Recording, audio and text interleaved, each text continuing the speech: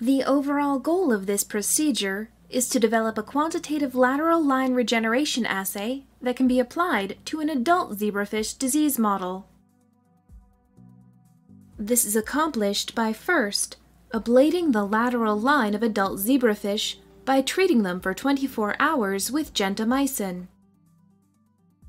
Next, the gentamicin is washed out and the fish are allowed to regenerate neuromasts for various times in fresh water.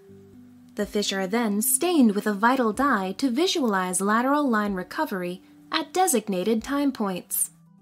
To confirm that the drug was effective in ablating neuromasts, some fish should be stained immediately after washout of gentamicin.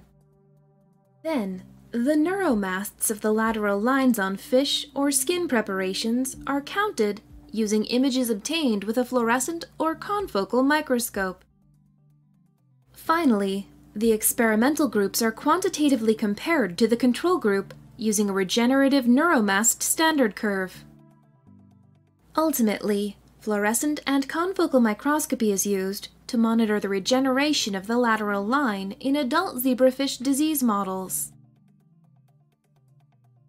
We developed this technique to provide a quantitative assay for the examination of neuronal cell regeneration in adult zebrafish disease models.